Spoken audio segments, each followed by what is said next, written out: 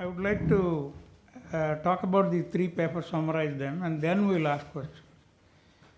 First, we have Sharada, who spoke about rejoinder to Rasa theory.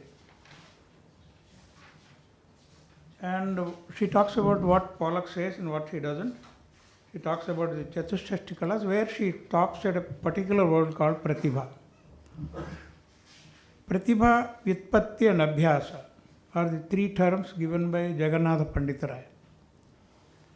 And he defines Pratibha as Nava-Navonmesha Shalini Pratibha. See, when you listen to, for example, like Dr. Balamurali Krishna or somebody, he does not sing the same song in the same way at another venue. Even after 15 minutes gap, if you want him to sing the same song again, it will be totally different. That is called Pratibha.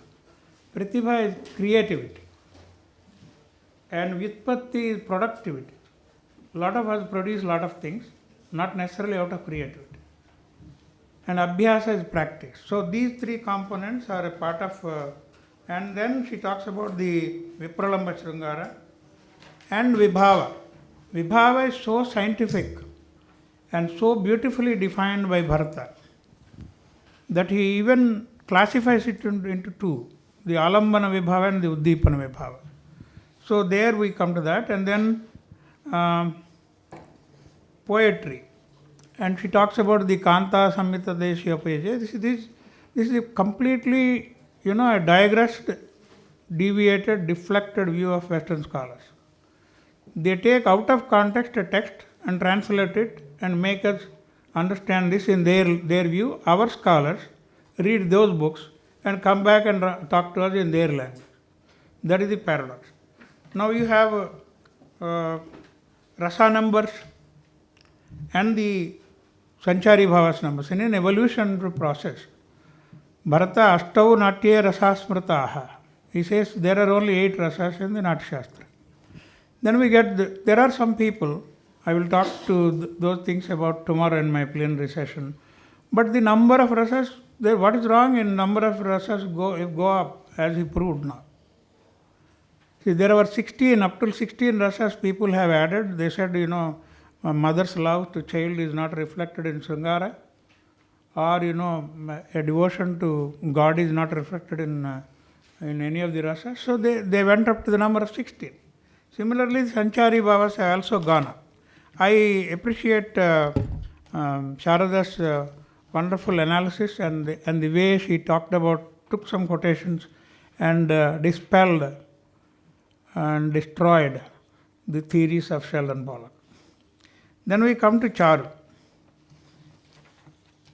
And there was a question about, at the end of it, you asked the question, how a Rasika can be made. Rasika is not made. Rasika, there are so many different kinds of ways to understand. Unless you have a wavelength with what's happening, Rasika is not one who does not have a wavelength. And then Bharata says, there is nothing without rasa in the world.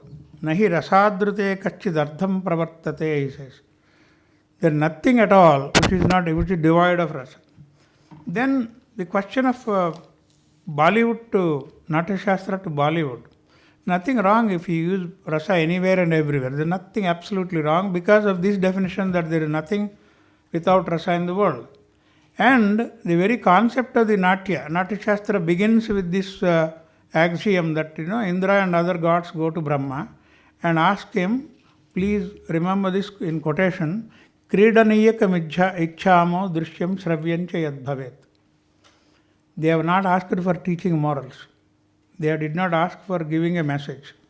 They said Kridaniyakam ichchamo, entertainment. So even today, you want to add something, give a message to the society, please do so. But the most important ingredient of any dance or drama or a performing art should be entertainment. Kridanayakam ichchamo drishyam shravyam cha yad bhavet. That is one thing. And also he does not confine these people to only to elite class. He says shokarthanam, dukkharthanam, shamarthanam. You see people who are tired, people who are at the end of the day want some kind of an entertainment. That is where the rasa is created, he says. And And the definition of Sutradhara who measures the land is something very ridiculous. Because what is Sutradhara? Sutradhara is one who carries the thread of the story, not the thread in physical form to measure the ground and theatre. That is another thing. And then I come to this young man's Karthik Joshi. Karthik Joshi? What is your mother tongue? Kannada. Bhala chennagide. The word rasa cannot be translated. There are so many Sanskrit words, you cannot translate them into English.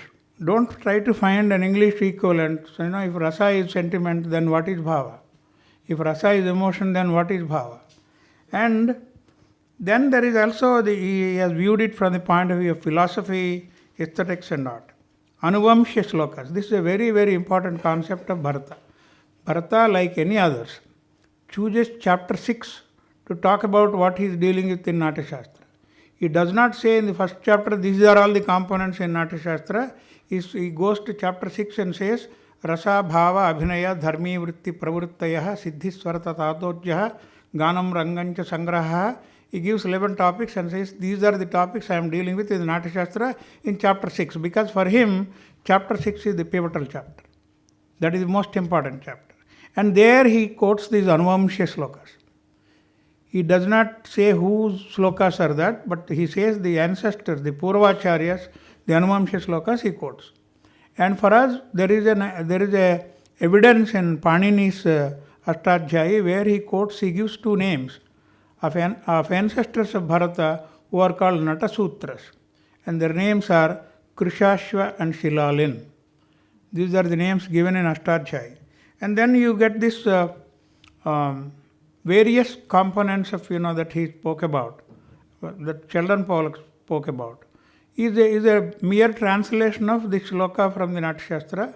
Natat Shastram, Natat Shilpam, Nasakala, Nasakala, Nasa Vidya, Nasakala, Nasa Yogaha, Natat Karma, Natyasmini, and Nadrishyate. There is no component of branch of knowledge which is not reflected in dance or drama or in depicting rasa. Natat Shastram, Natat Shilpam, Nasa Vidya, Nasa Kala, Nasa Yogaha, Natat Karma, Natyasmini and Nadrishyate. It's an enveloping, it covers and envelopes every branch of knowledge. Then you get this, it talks about it's a Pandora's box. He just tried to open it. And there are difference of opinions on this, whether a performer should experience the rasa or not. Whether a dancer should experience the rasa. And the answer lies in the character. What is the Sanskrit word for character? Patra. A patra carries rasa, it does not taste rasa. Whether you have gulab jamun in this or poison in this, it only carries. It has no business to experience rasa. That is one view. That is predominantly the view because if a dancer in a group dance or if a dancer in a particular emotion gets lost in that emotion, what happens to the next part, next character, next part of the dance? So there is a limit where you can experience. You are only a patra carrying, that is why abhinaya, the word abhinaya that's why very, very important. Abhinaya comes from the two words. Naya to lead, abhi towards. You are leading the audience towards experiencing rasa. That's why it's called abhinaya. And you do it with 4 different aspects. This vachika abhinaya through your words, angika abhinaya or physical gestures, aharya abhinaya through your makeup, and satvika abhinaya your emotional attitude, your expression. That is why bhava is also defined by Bharata as vagangabhinayopetaha bhavaha. See, for example, you say Sri Ramachandra Kripala Bhajamana Nava Kanjalochana, Kanjamukha, Karakanja, Padakanjarunam. You see, the lotus eyes, lotus face. If I speak this in a country where nobody understands what is Navakanjalochana, Kanjamukha, Karakanja, Padakanjaruna, they don't understand the words. So this walk, through words you express. Anga abhinayopeta. When you don't understand the language, you say Navakanja Lochana, Kanja Mukha, Karakanja, then Padakanja Aruna. So that is how, this is what is defined by that. And the patra is very beautifully bought. And the Sheldon Pollock says why rasa is taste. Because tastes differ. Do you taste? I mean, my taste is different from you. My experience of rasa is different from you. You go to, that is why it's very beautifully said, in the real world, happiness is happiness, sorrow is sorrow. And in a performance, even sorrow is happiness. And all people in the audience will not experience rasa in the same level because of their sahrudaya, the extent that you are, your maturity. And you yourself will not experience the same experience when you go to a second time or a third time. You may like a gulab jamun and you eat it 10, 20, can you? You don't like it. So there is some limit, there is some expression, there is some definition, there is a confined constraint where you cannot cross beyond that. So that is why rasa is called taste because of that. And rasana, the very word tongue is called rasana in sense, not the Tetra Pak, but rasana. Rasana is the tongue because that 1.5 inches place, only that tastes the thing. You put it here, you don't know the taste. And there are so many people who take tablets right into their throat without touching the tongue. Because the tablets are sour, if the tablet is, is very bad in taste, they directly put it in the throat and, Why? Because the taste comes from that word, that's why rasana is called rasana and rasa is called from, because of that. These are etymological connection that we should understand before we understand what is rasa. I appreciate this wonderful young man's set theory, by which he talks about, the number of rasas. Now we have any questions? We have 3 minutes more for questions. Yeah. I just hope they know my name. Question for him or question for me? I wanted to add to something that a quotation of Pollock's that he put please. up. Go there and answer it, or you come here and answer. I can use the... Okay. Thank you, Karthik. I really enjoyed your presentation. I just wanted to add something to one of the quotations that you had put up of Pollock's, where he says, I give you advice, don't get carried away by the figures of speech so as to spoil the basic rasa. I want to point out that Pollock is 100% borrowing from the Indian writers. Normally, when we read treatises on poetics, not the dance, not the performing arts texts, but the literary texts which are not so commonly read now, there is always a dosha chapter on the defects to avoid. And that is, he is clearly taking somebody's idea and claiming it to be his, which is deplorable. It is totally deplorable. I'm 100% sure. I'm not able to say which texts, sir, but in the context of the Gita Govindam, going through so many texts on poetic theory, it is amazing how the chapter on defects actually helps you understand so much more. Because if the poet is consistent, we don't spot the unpleasant thing. But if he does something wrong, we immediately spot it. And the other question of how to do, how can a rasika be developed? I think with more familiarity, like Charu very nicely showed with classical music, the more we know the subject, the more our sensibilities improve. I just wanted to mention that quotation is total plagiarism. Thank you, ma'am. Any more questions? One question. Yeah. Please introduce yourself. Namaste, sir. My name is Meg Kalyanasundram. The question is to you, and it's for my understanding. This is about the centrality of sacredness to rasa. Should that be seen as a how does one see sacred in the concept and in the context of rasa? When he defines Sringara, Bharata says anything pious and sacred is Sringara. So what is our attitude, our understanding of Sringara is totally different from Bharata Sringara. If you see a peacock dancing, that is Sringara. If you see a baby smiling, that is Sringara. That is the kind of definition he has given. If you want to call it sacred, you can. But I would call it pious and pure.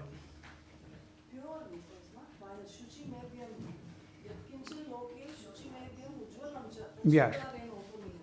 Any other questions? If we don't have any other questions, I think this session is over now. And we meet after lunch, and there are 3 more papers on Rasa in the same place after 50 minutes from now.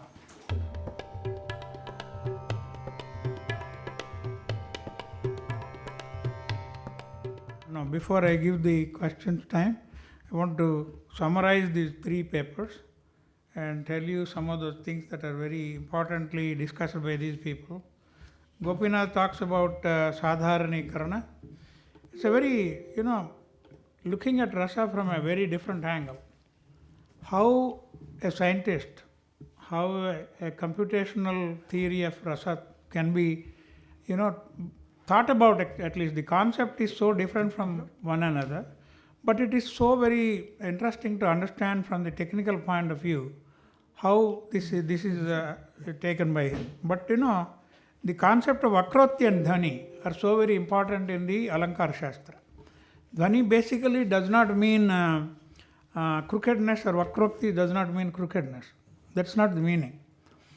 Both almost, Dhvani definition, if you take from Anandavardhana, he says, Yatra Shabdaha Ardhova tam ardham upasarjani krita swartaha Yanktaha kavya visheshaha sadhvaniriti suribhik kaditaha.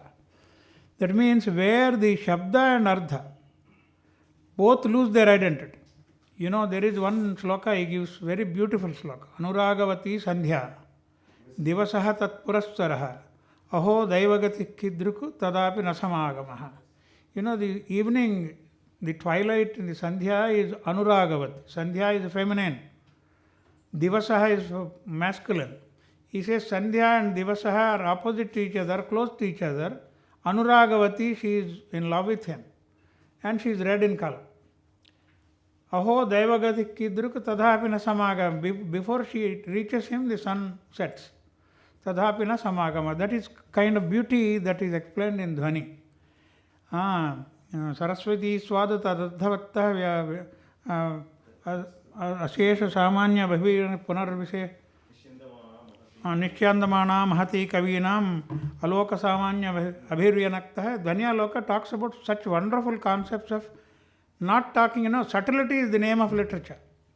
If you say, they say a poet went to a king and asked him, Bhojanandehi Rajendra Guruta Supa Samanvita.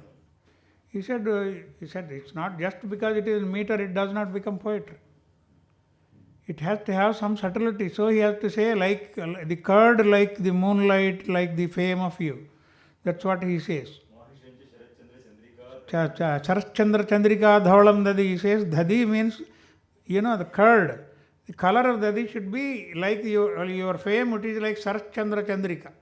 The Charat Paurnima kind of moonlight. So that is what is Vakrokti, that is what is Dhvani, that is what is Rasa actually. See, what you are trying to understand from different angles is, when Ganesh spoke about, he talked about allied subjects like Ayurveda. And then when Srijit talks about, he also talks about some of these things like, Kala. He talks about Drishya Shravya Kavyas. I don't understand how myoscopic the Western scholars are. And Ganesh very aptly describes them, their ignorance, arrogance and audacity.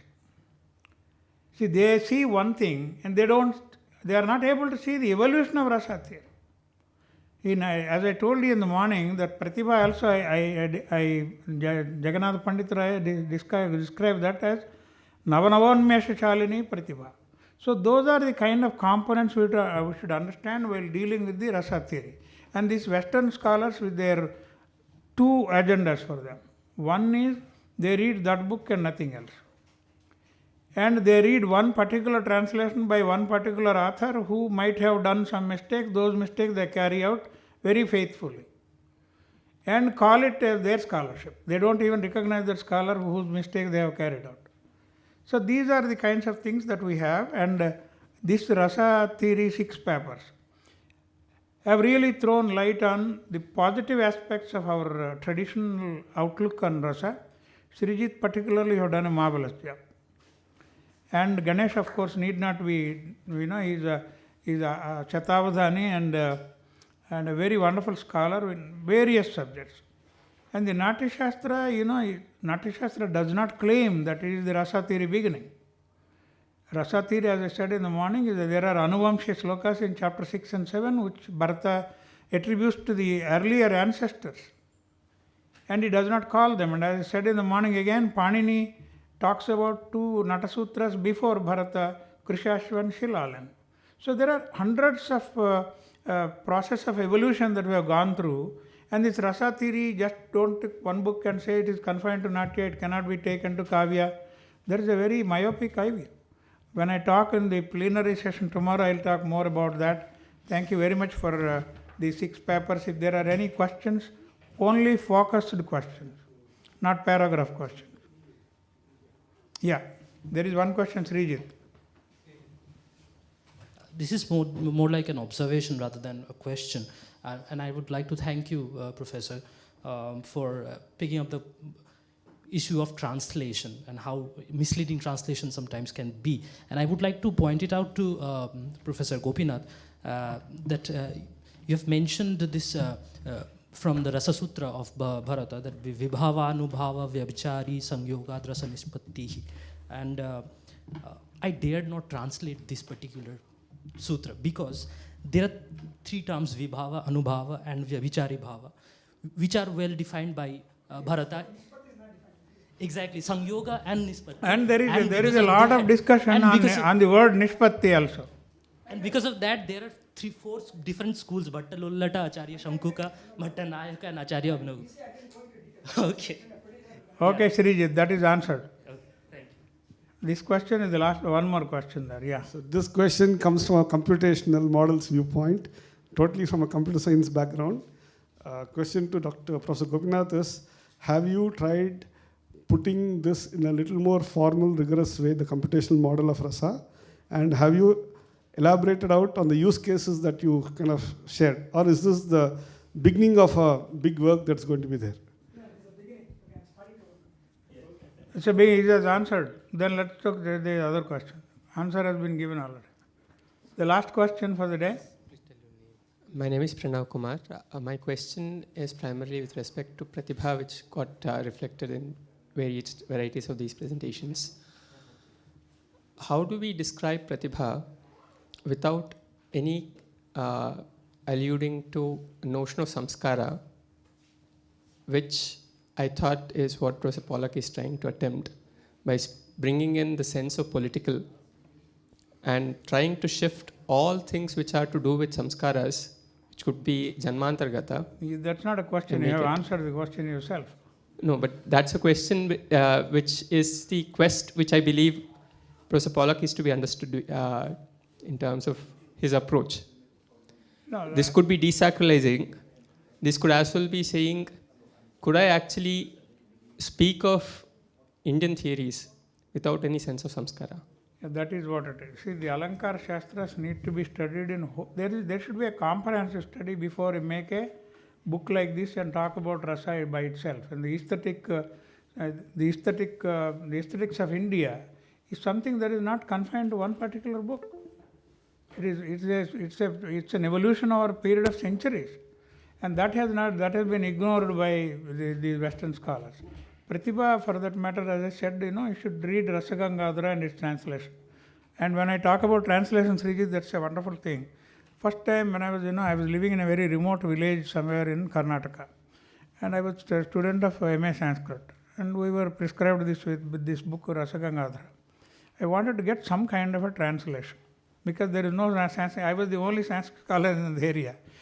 So when I got this book, see the text and the translation. The text says, Ramanayardha Pratipadaka Shabdaha Kavyam.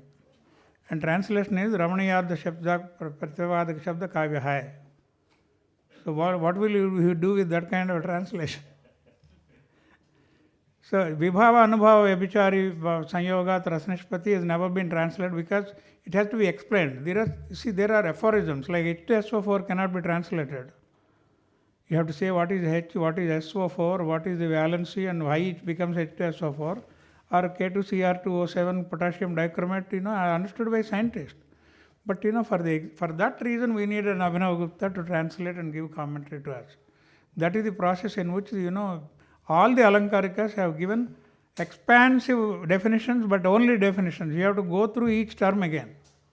So it cannot be translated. Only say the combination of Vibhava, Anubhava, Sanchari Bhavas will create Rasa. That is the translation, which does not make any sense, because what is Vibhava, what is Anubhava, what is Sanchari Bhava? And there are people who will ask questions like, one question that has been asked, how many Bhavas are there? How many Bhavas are there? How many? That is not a question, because that is why Bharata gives only 8 Sthayi Bhavas, 8 Sattvika Bhavas and 33 Sanchari Bhavas. Bhavas cannot be counted. And the definition also does not include the, Bhavas or, Sthayi Bhavas, Sattvika Bhavas also. Vibhava, Anubhava, Vebichar, these 3 only are taken for the sake of a definition. That is the reason why these things have to be kept in mind when you talk about these things. And a translation, truncated translations, myopic translations will mislead people. Thank you very much for this session. Add one thing, sir, that me and some of my friends in different sectors and departments of comparative literature and translation across West Bengal, we are trying to work on a new theory of translation which has untranslatability as an aspect of translation. Even today, that's what is Yes, happening. Actually, exactly. 3 months ago, we met here in IGNCA. There is no translation for Abhinav Bharati so far. And we wanted to translate. And so there are 10-15 scholars gathered together. There is some confusion going on about it, because they wanted to give 1 chapter, 2 chapters to each one of them. So it will become a mess if there are 10 cooks making one dish. So let us see what happens. Thank you very much. To help me, you can do 2 things. You can go to the subscribe button on my YouTube and subscribe. We need more subscribers there. Secondly, I get lots of emails on people saying, how do we donate? How can we help you? You go to rajivmalhotra.com or you go to infinityfoundation.com and you can hit the donate button. You can donate in dollars. There are different ways mentioned. If you want to donate in rupees, there is a column called Infinity Foundation India, and you click that and there are instructions on how you can donate in India.